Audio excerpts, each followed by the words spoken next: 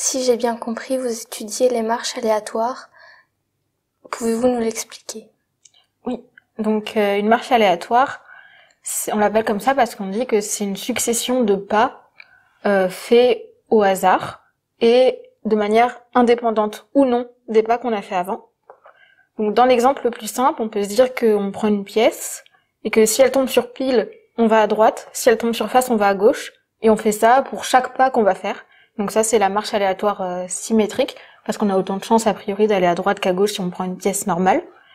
Et moi, je m'intéresse à la marche aléatoire de l'éléphant, donc comme je l'ai dit, il y a un phénomène de mémoire, et donc en particulier, il va pas du coup y avoir d'indépendance, puisque la mémoire va faire que elle a une influence sur ce qui va se passer après, donc les pas d'avant ont une influence sur les pas d'après, donc les pas qu'on va faire dans le futur ne seront pas indépendants des pas qu'on a fait avant. De nombreuses études montrent que les filles se détournent des maths, notamment au lycée. Pouvez-vous nous le prouver? Oui, c'est une réalité que plus on va loin dans les études, moins il y a de filles dans les études scientifiques et en particulier en mathématiques. Moi, plus je suis allée loin dans les études et moins il y avait de filles. Déjà en option maths, donc au lycée, on n'était pas nombreuses. En classe préparatoire, il y avait à peu près un quart de filles, donc pour plus de 40 élèves, donc ça fait pas beaucoup. À l'ENS, on était toujours sur un quart, mais je sais que j'ai eu une promo où il y avait quand même plus de filles que d'autres années. Les années d'après, par exemple, il y en a eu moins. Mais globalement, ça tend à changer, mais c'est très très très lent, oui. Alors qu'elles ont toute leur place dans ces études-là, elles réussissent aussi bien que les garçons. Il y a pas de problème. En 2021, vous avez reçu un prix. Pouvez-vous nous l'expliquer? Oui, donc en 2021, j'ai eu la chance de recevoir le prix L'Oréal UNESCO Jeunes Talents pour les femmes et la science.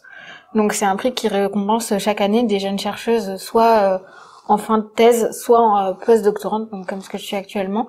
Moi, je l'ai eu en tant que donc doctorante, donc pendant ma thèse.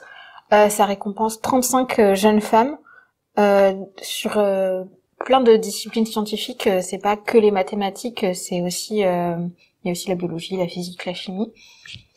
Et donc déjà ça m'a fait vraiment, j'étais vraiment très heureuse de recevoir ce prix. C'était beaucoup d'émotions. C'est un peu moi c'est ce qui m'a poussée à continuer dans cette carrière. Je me suis dit que ok, j'avais ma place ici pour continuer à être une chercheuse. Et puis en plus ce prix vient avec de l'argent, et donc ça c'est de l'argent qui va me servir notamment à voyager. Par exemple, là je vais bientôt partir à Montréal ou en Allemagne, et c'est de l'argent qui des fois on n'a pas quand on est jeune, et donc ça permet en fait de lancer un peu sa carrière. Et puis c'était super de rencontrer plein d'autres filles qui font des sciences. On était 35, et même en fait on était 70 parce qu'il y avait celles de l'année d'avant qui n'avaient pas pu recevoir leur prix à cause du Covid, et donc c'était super. Y a-t-il une mathématicienne qui vous a marqué? Alors, une mathématicienne particulièrement, non.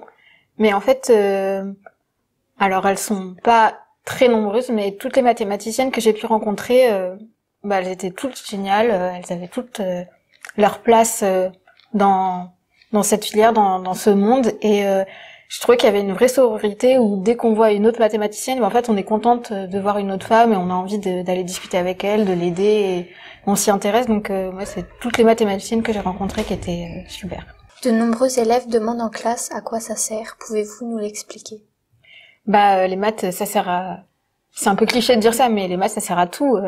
Aujourd'hui, le smartphone, les ordinateurs, c'est des maths. Il y aurait pas de l'informatique s'il y avait pas eu des maths avant.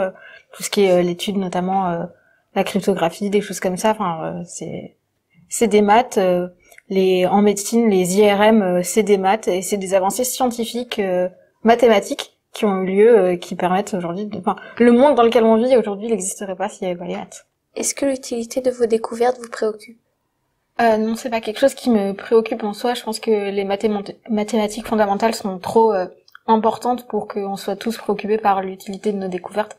Faut oublier qu'il y a plein d'avancées scientifiques aujourd'hui qui ont eu lieu parce qu'en fait, il y avait eu des mathématiques avant, des recherches mathématiques qui avaient été faites et qui a priori avaient pas d'utilité ou d'application et qui en ont eu. Donc, en fait, il est important de faire de la recherche mathématique.